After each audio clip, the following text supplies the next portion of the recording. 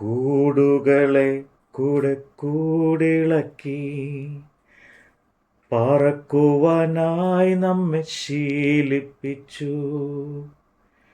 ചിറകുകൾ അതിന്മേൽ വഹിച്ചു നമ്മെ. നിലം പരിശയായി നാം നശിച്ചിടാതെ. പരമപിതാവിന് സ്തുതി പാടാം. അവനല്ലോ ജീവനെ നൽകിയവൻ. പാപങ്ങളാകവ ക്ഷമിച്ചിടുന്നു. രോഗങ്ങളാകിലവും നീക്കിടുന്നു. പരമപിതാവിന് സ്തുതി പാടാൻ. യിരെമ്യാ പ്രവാചകന്റെ പുസ്തകം 44 അധ്യായം. മിസ്രൈമ്യൻ ദേശത്ത് മിഗ്ദോലിലും തപ്പനേസിലും നോഹിലും പത്രോസ് ദേശത്തും പാർക്കുന്ന സകല യഹൂദന്മാരെ കുറിച്ച് യിരെമ്യാവിനുണ്ടായ അരുളപ്പാട് എന്തെന്നാൽ, ഇസ്രായേലിന്റെ ദൈവമായ സൈന്യങ്ങളുടെ യഹോവ ഇപ്രകാരം അരുളി ചെയ്യുന്നു: ഞാൻ യെരൂശലേമിന്മേലും സകല യഹൂദ പട്ടണങ്ങളിന്മേലും വരുത്തിയിരിക്കുന്ന അനർത്ഥമൊക്കെയും നിങ്ങൾ കണ്ടിട്ടുണ്ടല്ലോ. അവ ശൂന്യമായിരിക്കുന്നു, ആരും അവയിൽ വസിക്കുന്നതുമില്ല. അത് അവരോ നിങ്ങളോ നിങ്ങളുടെ പിതാക്കന്മാരോ അറിയാത്ത അന്യദേവന്മാർക്ക് ധൂപം കാട്ടുവാനും അവയെ സേവിപ്പാനും ചെന്ന് എന്നെ കോപിപ്പാൻ തക്കവണ്ണം അവർ ചെയ്ത ദോഷം നിമിത്തമത്രേ. ഞാൻ ഇടവിടാതെ പ്രവാചകന്മാരെ, എൻ്റെ ദാസന്മാരെ ഒക്കെയും നിങ്ങളുടെ അടുക്കൽ അയച്ചു. ഞാൻ വെറുക്കുന്ന ഈ മ്ലേച്ഛകാര്യം നിങ്ങൾ ചെയ്യരുതെന്ന് പറയിച്ചു. എന്നാൽ അവർ അന്യദേവന്മാർക്ക് ധൂപം കാട്ടത്തക്കവണ്ണം ഞങ്ങളുടെ ദോഷം വിട്ട് തിരിയേണ്ടതിന് ശ്രദ്ധിക്കാതെയും ചെവി ചായ്ക്കാതെയും ഇരുന്നു. അതുകൊണ്ട് എൻ്റെ ക്രോധവും കോപവും ചൊരിഞ്ഞു. യഹൂദ പട്ടണങ്ങളിലും യെരൂശലേം വീഥികളിലും ജ്വലിച്ച് അവ ഇന്ന് ശൂന്യവും നാശവും ആയി കിടക്കുന്നു. ആകയാൽ ഇസ്രായേലിന്റെ ദൈവമായി സൈന്യങ്ങളുടെ ദൈവമായ യഹോവ ഇപ്രകാരം അരുളി ചെയ്യുന്നു: നിങ്ങൾക്ക് ശേഷിപ്പായി ആരും ഇല്ലാതെയാകുവണ്ണം യഹൂദന്മാരുടെ മധ്യേ നിന്ന് പുരുഷനെയും സ്ത്രീയെയും പൈതലിനെയും മുല കുടിക്കുന്ന കുഞ്ഞിനെയും ഛേദിച്ച് കളയേണ്ടതിനും നിങ്ങൾ വന്നു പാർക്കുന്ന മിസ്രൈമ്യൻ ദേശത്ത് വെച്ച് അന്യദേവന്മാർക്ക് ധൂപം കാണിച്ചും നിങ്ങളുടെ കൈകളുടെ പ്രവൃത്തി കൊണ്ട് എന്നെ കോപിപ്പിക്കുന്നതിനാൽ നിങ്ങളെ തന്നെ ഛേദിച്ച് കളഞ്ഞിട്ട് സകല ഭൂജാതികളുടെയും ഇടയിൽ നിങ്ങൾ ശാപവും നിന്ദയും ആയിത്തീരേണ്ടതിനും നിങ്ങളുടെ പ്രാണഹാനിക്കായി ഈ മഹാദോഷം ചെയ്യുന്നത് എന്ത്? യഹൂദാദേശത്തും യെരൂശലേമിലെ വീഥികളിലും നിങ്ങളുടെ പിതാക്കന്മാർ ചെയ്ത ദോഷങ്ങളും യഹൂദ രാജാക്കന്മാർ ചെയ്ത ദോഷങ്ങളും അവരുടെ ഭാര്യമാർ ചെയ്ത ദോഷങ്ങളും നിങ്ങൾ ചെയ്ത ദോഷങ്ങളും നിങ്ങളുടെ ഭാര്യമാർ ചെയ്ത ദോഷങ്ങളും നിങ്ങൾ മറന്നുപോയോ? അവർ ഇന്നുവരെയും തങ്ങളെ തന്നെ താഴ്ത്തിയിട്ടില്ല. അവർ ഭയപ്പെടുകയോ ഞാൻ നിങ്ങളുടെ മുമ്പിലും നിങ്ങളുടെ പിതാക്കന്മാരുടെ മുമ്പിലും വെച്ച ന്യായപ്രമാണവും ചട്ടങ്ങളും അനുസരിച്ച് നടക്കുകയോ ചെയ്തതുമില്ല. അതുകൊണ്ട് ഇസ്രായേലിന്റെ ദൈവമായ സൈന്യങ്ങളുടെ യഹോവ ഇപ്രകാരം അരുളി ചെയ്യുന്നു: ഞാൻ അനർത്ഥത്തിനായിട്ട് യഹൂദയെ മുഴുവനും ഛേദിച്ച് കളയുവാനായിട്ട് തന്നെ എൻ്റെ മുഖം നിങ്ങൾക്ക് എതിരായി വയ്ക്കുന്നു. മിസ്രൈമ്യൻ ദേശത്ത് ചെന്ന് പാർക്കുന്ന അവിടെ പോകേണ്ടതിന് മുഖം തിരിച്ചിരിക്കുന്ന യഹൂദ ശിഷ്ടത്തെ ഞാൻ പിടിക്കും. അവരെല്ലാവരും മുടിഞ്ഞു പോകും. മിസ്രൈമ്യൻ ദേശത്ത് അവർ വീഴും. വാൾ കൊണ്ടും ക്ഷാമം കൊണ്ടും അവർ മുടിഞ്ഞു പോകും. അവർ ആഭാലവൃദ്ധം വാൾ കൊണ്ടും ക്ഷാമം കൊണ്ടും മരിക്കും. അവർ പ്രാക്കിനും സ്തംഭത്തിനും ശാപത്തിനും നിന്ദയ്ക്കും വിഷയമായി തീരും. ഞാൻ യെരൂശലേമിനെ സന്ദർശിച്ചതുപോലെ മിസ്രൈമ്യൻ ദേശത്ത് പാർക്കുന്നവരെയും വാൾ കൊണ്ടും ക്ഷാമം കൊണ്ടും മഹാമാരി കൊണ്ടും സന്ദർശിക്കും.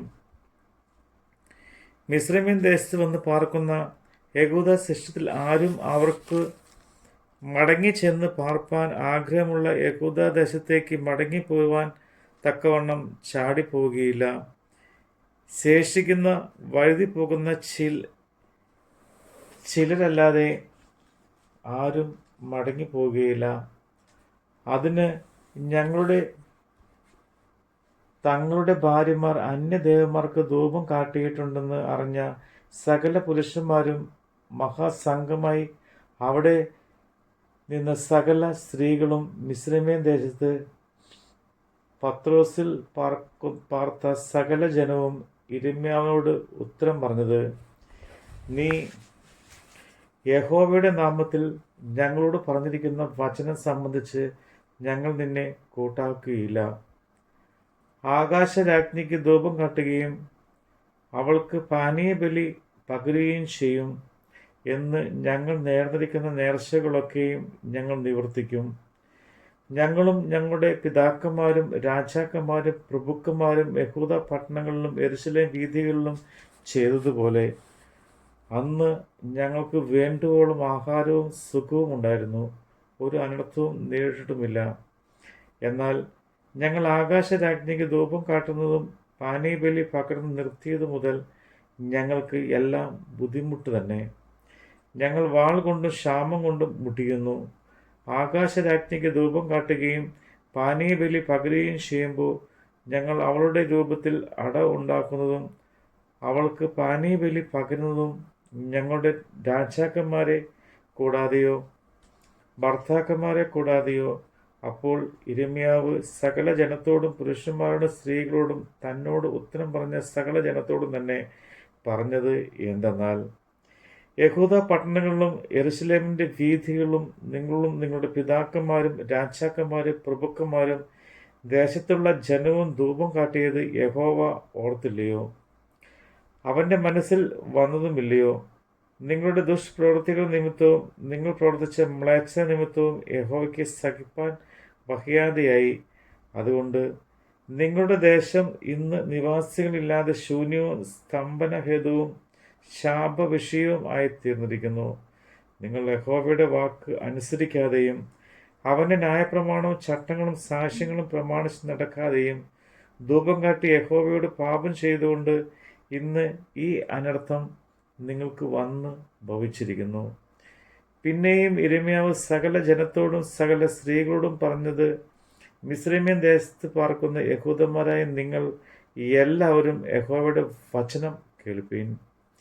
ഇസ്രായേലിന്റെ ദൈവമായ സൈന്യങ്ങളുടെ യഹോവ ഇപ്രകാരം അരുളി ചെയ്യുന്നു, ആകാശരാജ്ഞിക്ക് ധൂപം കാട്ടുവാനും പാനീയബലി പകരുവാനും നേർന്നിരിക്കുന്ന നേർച്ചകളെ ഞങ്ങൾ നിവർത്തിക്കും എന്ന് നിങ്ങളും നിങ്ങളുടെ ഭാര്യമാരും വായ കൊണ്ട് പറയുകയും കൈകൊണ്ട് അന്വേഷിക്കുകയും ചെയ്തിരിക്കുന്നു.